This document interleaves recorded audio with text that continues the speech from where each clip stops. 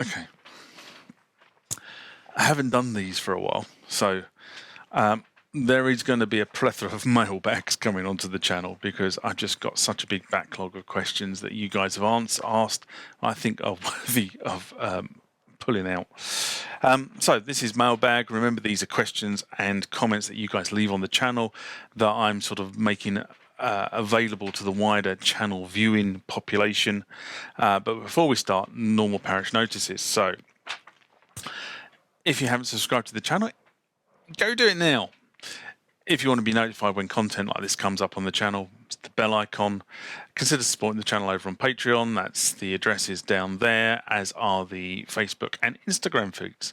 But now back to the mailbag. So first one in this mailbag session from Wayne Murray. In response to SMR video cock-ups, Windows 10, plug-outs, eBay and DirectOS.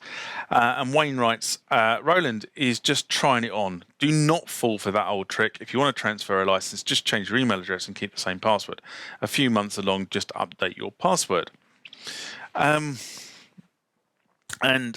Wayne, while I kind of agree that is a strategy, I don't think it's really a workable strategy. So if you are selling something and they're going to put it down onto their, and you're selling the plug out with whatever it is you're selling, once you've changed your password or once something has changed, then either they don't get access to it anymore or you don't get access to it anymore. So yes, you could change your the email address to their email address, and then they could change the password, and they could change the password, and you could sell the subscription on like that. And that will kind of work. But if you're paying for the subscription monthly, then it's got to change to somebody else's bank account. And if they don't change to the bank account, it gets cut off. So I think there's kind of all kinds of pitfalls with that approach. So as I said, the sort of the key ones for me are you change the email address, you change the subscription, somebody has to go in and change the bank account that subscription's coming out of, whether you're paying for it monthly, whether you paid for it yearly. But you there still has to be a payment method associated with it, and if there's not a payment method associated with it, it will stop working. And the other side of this that doesn't kind of work for me is that if you have subscriptions for other products, so for example, you've got subscriptions for a System-1 and a System-8, and you sell the System-1 with the with some of the plug outs, then you can't, if you follow this method, you lose the plug outs for your System 8. And that's kind of not working. So I still think that under these two scenarios, Roland have got you kind of by the short and danglies, and you can't really sell the plug outs subscriptions on with the instrument. That's my personal view. Other people may have different views on it, but they're the predominant reasons why that's my view. I had to start this one all again because my notes got a bit confused. But this one is from IDB, and he or she writes, I bought one for a great deal, and I don't think they ever upgraded it. So this is in response to a video I did on upgrading the Roland System-1 firmware at the beginning of 2020, January 2020. So they write, will I be fine if I only download this upgrade, or do I need to get others? There are lots of options on the website. I'm mainly updating for the 1 to 8 pad banks preset extensions. By the way, not sure what else there is, but there are a couple of pad bank extensions actually on the Roland website. After turning on the hold key and turning on with the hold key and mod key and pressing ARP, the manual button, it only flashes. I'm guessing it was never updated. That is a default position, yeah. So, a couple of things. First, get all the drivers for the operating system that you need to do. Whether you're running a Windows or Mac, get them downloaded onto your machine, because otherwise the whole thing won't work. Roland products are just generally not class compliant, which I really never quite understood, but that's where they are. Be careful with the Mac, as 10.15 Catalina requires its own Apple driver. It requires a 64-bit driver, not a 32-bit driver, because Apple's can support for 32-bit drivers, and there are lots in these mailbags that are coming up, questions about this exact area. And if you look at my YouTube channel and look at the comments, you'll see loads of people commenting about Catalina. There's a video about Catalina, so if you go to my channel and type in Catalina, you'll see the video, then read all the comments. Get these, so you need to get the new drivers installed on your Windows 10 or your Apple Mac. Once the drivers are installed, then you can download the latest firmware, and you don't need to jump through a prior version. You can go straight to the latest version of the firmware, because all effectively the firmware does is it just flashes the memory and installs as a brand new code base. So it's not like constantly upgrading. It just literally just installs new firmware, so don't worry about that. And if you go to the Roland section of the website, they do actually list all the improvements, and it's best you jump straight to the latest, because you'll notice a number of improvements. And if you should find videos on the channel that will give you the System-1 playlist and help you if you need reference. So look at the channel, go to the System-1 playlist, and that should give you reference material that should help you get through this process. Now, given what you've said, if it's still on the base firmware, I would definitely upgrade, because the base firmware of the System-1, like most of the Roland equipment that was issued, is a little bit buggy, and it needed a couple of firmware flashes to get to a point where it was considered sort of kind of stable. It's still playable, but if you try to do some fringe stuff, it kind of falls over. But there you go. Next one from Nate Jones. And he says, in response to the Roland Jupiter-80 installed in the Mac drivers video I did quite a while ago,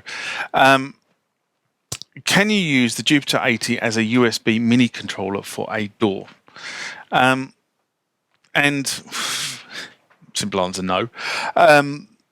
But what I would say is the Jupiter-80 is a superb and immensely powerful synthesizer. But when they built the Jupiter-80, they didn't really build in DAW functionality for it. It was built as a synthesizer. In fact, it was actually really built as a performance machine, if I'm honest. So therefore, there was no Surface or DAW functionality built into it. It really was about the playing experience. Well, that's my take on the Jupiter-80, and I have a Jupiter-80, so that's how I see the Jupiter-80. It wasn't really designed as some sort of workstation. It was really the last of Roland's flagship synthesizers of that ilk. And to be honest, if you're looking at a pure synthesizer, even on the second-hand market, I would say you would struggle to find a synthesizer of better pedigree than that Jupiter-80. But you know, that's about it. I mean, it's got MIDI functionality. You can use the MIDI functionality of the USB. It presents 2 channels of audio via USB.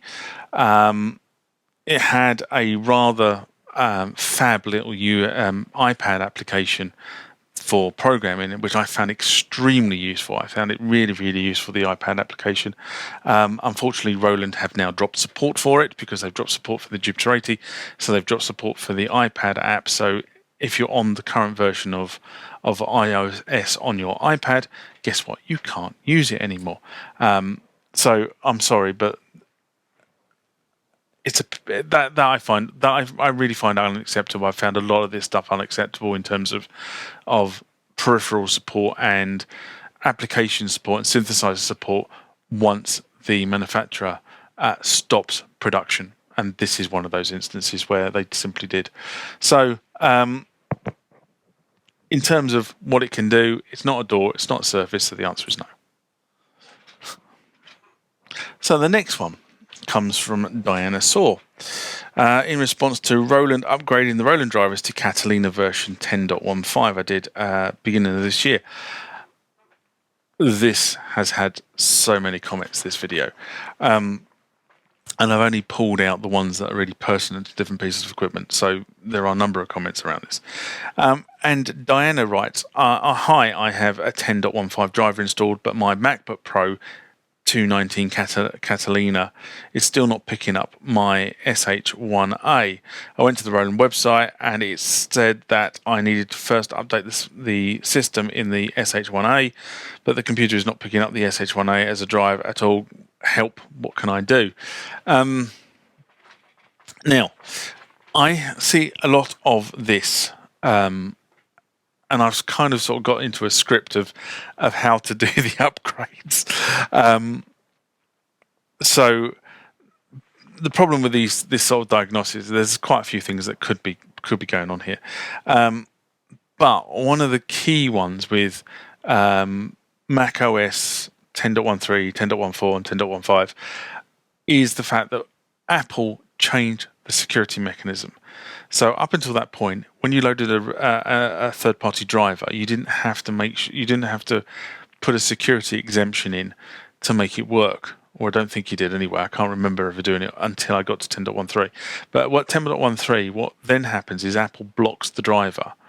And they've made it even more pronounced in 10.15. I don't know whether this came in 10.14, but it's definitely there in 10.15, which is if you don't do it within 30 minutes of actually installing the driver, it is permanently blocked.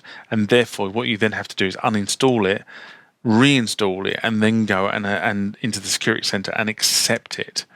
Okay, so that is a really big gotcha, and a lot of people miss it, especially if it doesn't flash up on the screen when you do the install. And quite often it doesn't. So you've got to get into this process of, if you do a Roland driver install on your Apple machine, going into security and clicking that particular option to allow that driver to work. Otherwise, it won't work. It'll be permanently blocked, and you have to uninstall it. So what I've basically said to Diana is probably what I would do here is I would uninstall the driver, reboot the Mac, and that's a full reboot, full restart, then install it again, then go into security and privacy, and in the bottom half of the screen you should see the operating system stating that it's blocking applications. You need to go into that area there, select the Roland driver that you want to unblock it, and then theoretically the whole thing should then work. Remember, you're going to have to enter the Mac password into the section to unblock it, by the way. So if you don't own the Mac computer you're installing onto, you may need the person who owns the computer, because they will have to put a high-level admin password in if you don't have that level of access. Hopefully that helps.